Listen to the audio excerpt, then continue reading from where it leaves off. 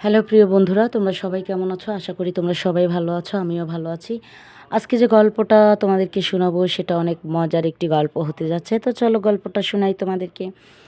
তো প্রিয় বন্ধুরা, আমার মেয়ে হচ্ছে সে দেশের বাহিরে থাকে, আর আমার হচ্ছে হাসব্যান্ড নাই।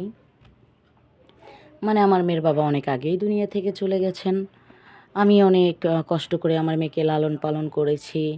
আমার মেয়েকে খুব বেশি তো লেখাপড়া করতে পারিনি, তারপরও আমি বিএ পাস করাইছি। তো করানোর পর আসলে এখন বিয়ে শাদী দিতে গেলে অনেক টাকা পয়সা লাগে। তো যাই হোক, আমার মেয়ে হচ্ছে ও লেখাপড়া করতো, ওর সাথেরই একটা ছেলে খুব পছন্দ করতো। পারিবারিক প্রস্তাবের মাধ্যমে ওনারা আমার সম্বন্ধে সব কিছুই জানতেন। এভাবে হচ্ছে বিয়ে হয় ওদের। বিয়ে হওয়ার পর ওই বিয়েটা খুব বেশি দিন টিকে না আসলে। আ ভালোবেসে বিয়ে ঠিকই করেছিল, বাট সংসারটা বেশি দিন যায়নি। এই কারণে, কারণ আমার মেয়ের শ্বশুর-শাশুড়ি অনেক লালচে ছিল। হ্যাঁ, লোভী ছিল। এরা শুধু টাকা পয়সা আর হচ্ছে ছেলেকে সবসময় কন্ট্রোল করত। আর ছেলেটাও এরকম ছিল যে মা যা বলত তাই শুনত। তো সব কিছু মিলিয়ে এভাবেই আমার মেয়ে ১.৫ বৎসর সংসারটা করে। করার পর সে প্রেগনেন্ট হয়। হওয়ার পর অনেক টর্চারিং করে আরও কিছুদিন থাকে, ডেলিভারির সময় হয়ে আসে। আসার পরে হচ্ছে আমার মেয়েকে আ তারা আমার কাছে রেখে যায়। বলতেছে এই ডেলিভারির সমস্ত খরচ নাকি আমাকে দিতে হবে। হ্যাঁ, আমি দিলাম। আমার তো আর ফেলে দেওয়ার মতো কোনো অবস্থা নাই। এই মেয়ে তো আমার সেই মেয়ে যাকে আমি জীবনের সবটুকু দিয়ে মানুষ করেছি। আমার স্বামীর হাতের কিছু শেষ সম্বল ছিল স্বর্ণ, সেটা বিক্রি করে দিয়ে আমি মেয়ের ফুল ট্রিটমেন্ট করালাম। করানোর পর এখন বাচ্চা হওয়া বেশ কিছুদিন হয়ে গেছে, প্রায় ১.৫ মাস হয়ে গেছে। তারা দেখতেও আসে নাই, নিতেও আসে নাই, খোঁজ খবরও নেন নাই। আমরা এখান থেকে অনেক ফোন-টোন করেছি, কোনো আনসার দেয়নি। যাই হোক, জোর করে তো আর কোনো কিছু হয় না। তো ২ মাসের মাথায় আ উনার শাশুড়ি এসেছে, মানে আমার বিয়ান সাহেবা এসেছে। বলছে যে, "মেয়েকে নিয়ে যাবো, আ ১০ ভরি স্বর্ণ, ১০ লাখ টাকা দিতে হবে। তাইলে সংসার করবে, নাইলে করবে না।" তো এই কথাটা কেমন হয়? ১০ ভরি স্বর্ণ, ১০ লাখ টাকা আমি কোথা থেকে পাবো? আপনারা তো সব কিছু জেনে শুনেই মেয়েকে নিয়ে গেলেন। আপনি যে কথাটা বলছেন, আমি আমার জামাইয়ের মুখ থেকে ওই কথাটা শুনতে চাই। হ্যাঁ? তখন আমার বিয়ান সাহেব আমাকে বললেন যে, "কেন? আমি বলেছি যেটা, আমার ছেলেও সেটাই বলবে। আমার ছেলে কি আমার বাহিরে?" আমি বললাম, "না, তারপরেও আমি শুনতে চাই। আপনারা পারিবারিক প্রস্তাবের মাধ্যমে ছেলেকে বিয়ে করিয়ে নিয়ে গেলেন। যদিও পছন্দ ছেলে-মেয়ে ২ জনারই ছিল, কিন্তু আসলে ওরা তো একা, একা বিয়ে করেনি। আপনি যদি হঠাৎ করে এভাবে দাবি করেন, আমার সবটুকু দিয়ে দিয়েছি। আমার স্বামীর এই শুধু বাড়ি ভিটাটুক রেখে জায়গা জমি যাহা কিছু ছিল সব করি করে বিক্রি করে আপনাদেরকে আমি দিয়েছি। এখন যদি বলেন ১০ লাখ টাকা ১০ ভরি সোনা, আমি কোত্থেকে দেবো?"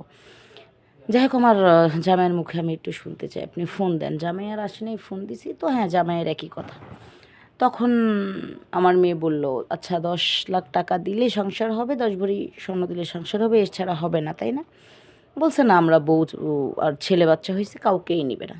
তখন আমার মেয়ে বলল, "আপনারা আসুন। আমাদের দ্বারা এটা দেওয়া সম্ভব না।" আর আমি বসে, বসে ২ চোখে জল ছেড়ে দিলাম। আর কি করব? মেয়ের জন্য তো কিছুই করতে পারছি না। যাই হোক, কিছুদিন যাওয়ার পরে আমার হচ্ছে এক খালা থাকতো বিদেশ। ও ফোন দিত। দিয়ে সব কিছু জানাজানি করলো। বলল যে, "আচ্ছা, তোর মেয়েকে বিদেশ পাঠাইয়া দে।" আমি বললাম, "আচ্ছা, বাচ্চাটা তো ছোট, কিভাবে যাবে?" বলল, "তুই দেখাশোনা করবি, ও ওখান থেকে রুজি করবে। তুই দেখাশোনা করবি, বাচ্চাটাকে লালন পালন করবি, বড় করবি।" তো এই বলে মেয়ের সাথে পুরা বিষয়টাই কথাবার্তি হলো ডাইরেক্ট। ওর নানি হচ্ছে কথাবার্তা বলল। বলার পরে কিছুদিনের মধ্যে আমার ওই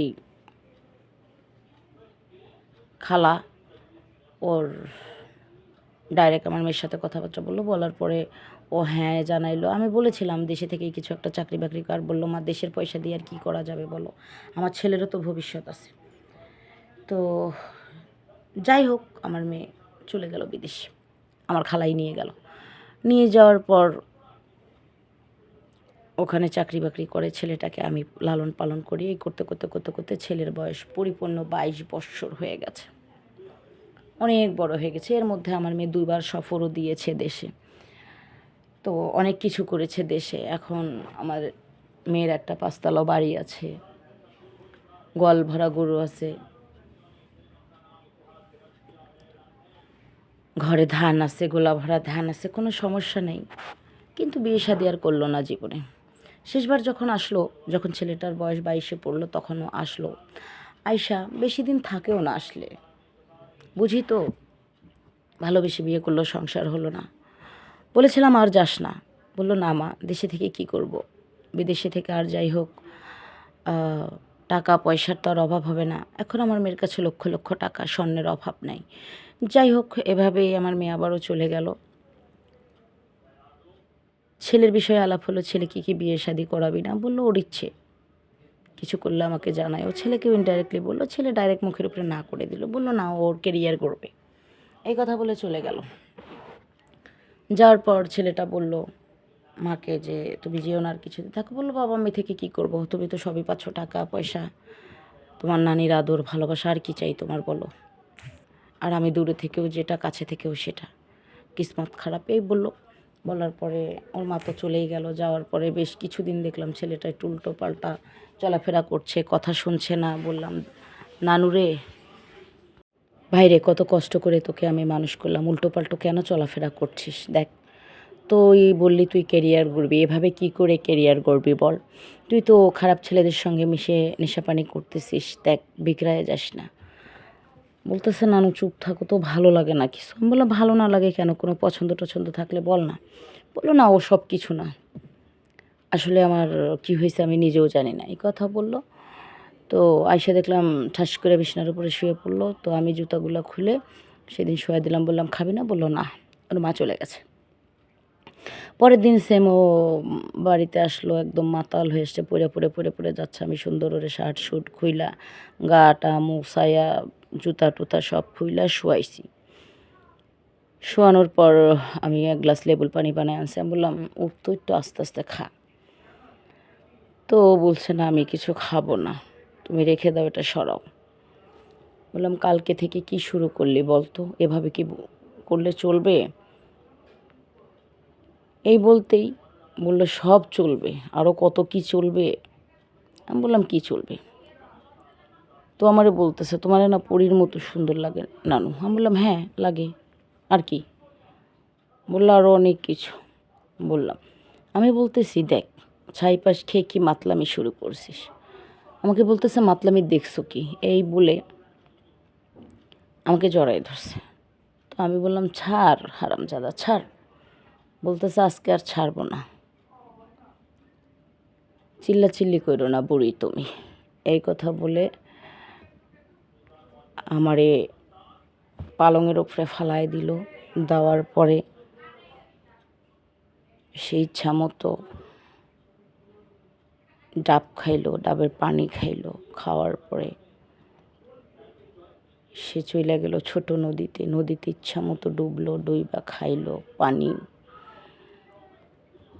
খাওয়ার পরে ওখানে মেশিন সেট করে দিয়ে স্টার্ট করে দিল। বহু বছর ছিল না, একটা পর্যায়ে আমিও সুখ নিতে থাকলাম, খুবই মজা দিল আমাকে। তো এভাবে ও প্রায় প্রায় নেশা করে করে করে করে এসে এসে করতো। আমিও খুব মজা নিতাম, ও খুব মজা পেত। তারপরে ওর মায়ের সাথে আমি কথা বলি বেশ কিছুদিন পর, ভাবলাম একেবারেই বিগড়ে গেছে। আর এই কথা লজ্জায় কাকে বলতাম আমি, ওকে তো ভালো করতে হবে। আমি নিজের নানি বলে সব কিছু ঢেকে গেলাম, অন্য কেউ আর ঢাকতো না, এটা নিয়ে তো অনেক কিছু হইতে পারতো, তাই না? ওর মাকে বললাম যে বাইরে থেকে ভিসা পাঠানোর ব্যবস্থা কর ভালো দেখে, তোর ছেলেটাকে বিদেশে নিয়ে যা, ওখানে যদি 5টা বছর কাটাইতে পারে নিজের ক্যারিয়ারটা হয়ে যাবে। তখন বললো ঠিক আছে। তো 3 মাসের মধ্যে ওর মা ভিসা পাঠাই দিল। দেওয়ার পরে ওরা আমি বাইরে পাঠাই দিয়েছি। যাওয়ার সময় অনেক কান্নাকাটি করছে, আমাকে ছেড়ে যেতে চাইছিল না। যাওয়ার সময় শুধু বলেছি দেখ, জীবনে যা করেছিস করেছিস, আর কখনো অন্যায় আর অপরাধ কি জিনিস এসবের সাথে নিজেকে জড়াবি না। বলছে আমি তো কোনো অন্যায় করি না, অপরাধ করি না, আমি তোমাকে আদর করছি, ভালোবাসছি, এটা কি আমার অন্যায় নাকি? কোনো অন্যায় করিনি, তোমাকে অনেক মিস করব, যাচ্ছি আবার ফিরে আসব। আমি বললাম ফিরে এসে আমাকে আর পাবি না, ওর এখনও আসার সময় হয়নি,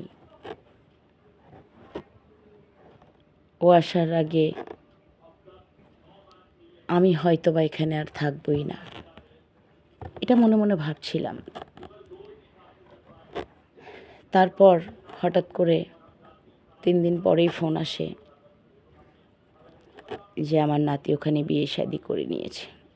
তখন আমি বললাম আমার মেয়েকে খুবই ভালো হয়েছে, ও এখন থেকে ওখানেই থাকবে আর আমি আমার বাড়িতেই আছি। যাই হোক, আসলে যেটা হয়েছে সেটা মোটেও ঠিক হয়নি। তোমরা কেউ এরকম করো না, জাস্ট এই জন্যই তোমাদের সঙ্গে গল্পটা শেয়ার করলাম। তো সবাই ভালো থেকো, সুস্থ থেকো, bye bye, and take care.